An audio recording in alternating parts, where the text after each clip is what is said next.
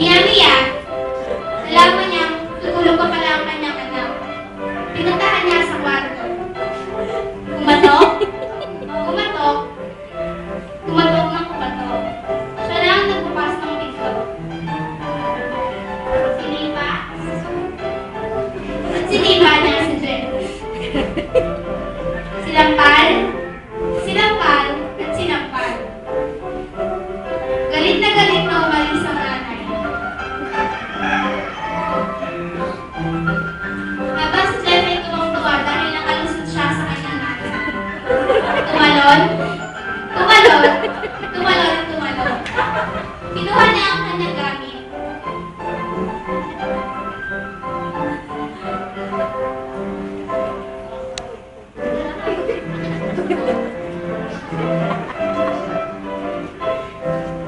Tumakbo.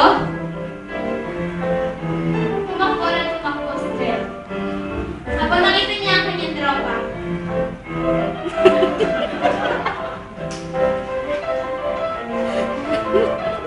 Nagdesisyon silang pupunta ng computer shop. Tumawa. Tumawa. At tumawa ng tumawa. Habang ang nanay sa bahay, tumati ng mulo ni Jen. Kumatok, kumatok, kumatok ng kumatok. Iniabot ng guro ang grades ni Jen. Nagalit ang nanay. Gulat na gulat. Habang sa computer shop, makalipas ng isang oras, ay nag-desisyon na silang umuwi. Masaya-masayang umuwi si Jen. Kumatok, kumatok, at kumatok ng masayang-masaya. Galit na galit ang nanay na binuksan ang video. Ibinito ang card, sinampal, at pinikot-pikot. Pinititilanggi ni Jeff ang kanyang mga grades. Galit na galit ang kanyang nanay. Nung umalis. Habang si Jeff ay tuwang-tuwa pa sa grades niya.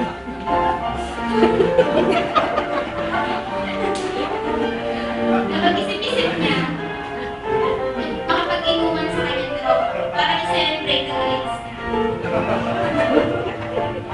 Pinagmalaki niya sa kanyang tropa ang grades niya.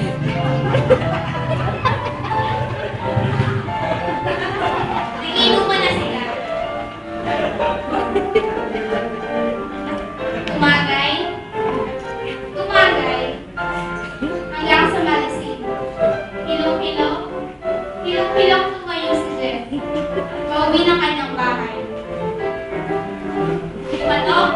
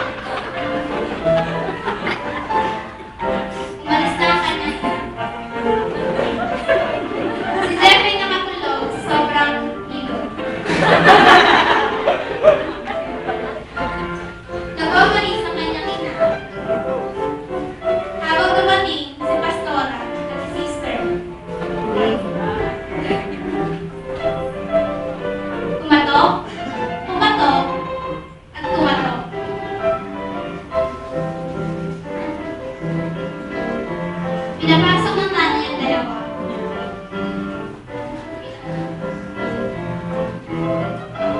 Pinagshira ng dalawa ang ina. Ubos na tuwa ang nanay.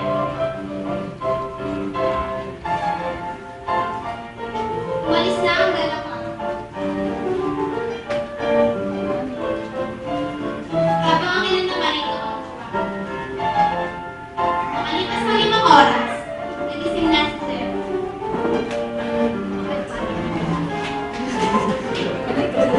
Punta ang nanay sa kwarto ni Jeff. Kumatok. Kumatok. Kumatok na kumatok. Nagulat si Jeff sa pagbabago ng nanay. Niyakot ang Biblia. Ngunit nagulat si Jeff. Hindi niya naman alam kung paano ito mabasahin. Sa isang sulok, naiupo siya. Binuklat, binuklat, at binuklat ang Biblia.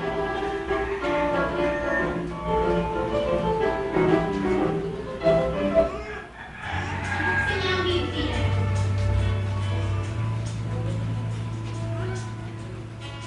Nabasa niya sa isang verse, hindi niya nagsalita sa kanila si Jesus sa sinasabi, ako ang ilaw ng sanlibutan.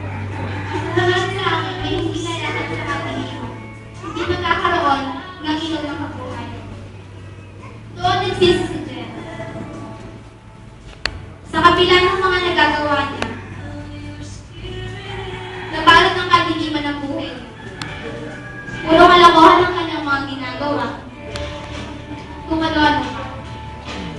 Nalaman niya na may Diyos pala. Nalaman niya na ang Diyos pala ang ilaw ng lahat.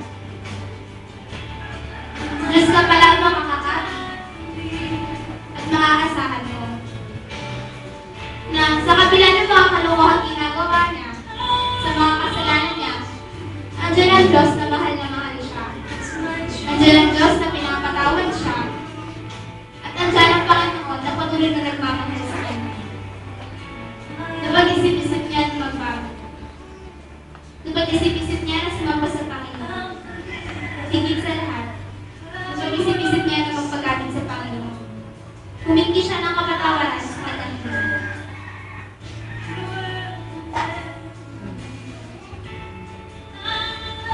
Tinanggap ito ng kanyang Panginoon at sinabi ng bago. Sinama niya ito sa gawain ng Panginoon.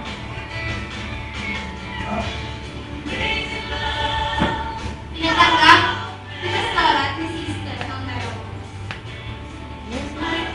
Malugod at taos puso naman nila ang pinapasok sa kanilang puso sa Yesu Cristo. Tapos ang simula, mag-isip-isip na ni Jeff na ipambuhay ang salita ng Diyos. Umuwi siya sa kanila. At ang kaibigan niya, nakasama-sama niya gumawa ng kalokohan, sinira niya ng salita ng Diyos. Nagulat ito sa pagbabago niya.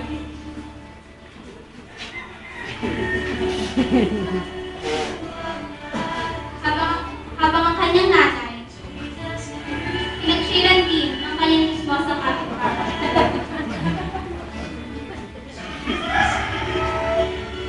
Nagulat din ito sa pagbabago. Sinabi niya ito sa gawain. Doon, nagpagamit si Jeff sa misteryo ng Panginoon. Ginagamit niya ang kanyang talento sa Panginoon.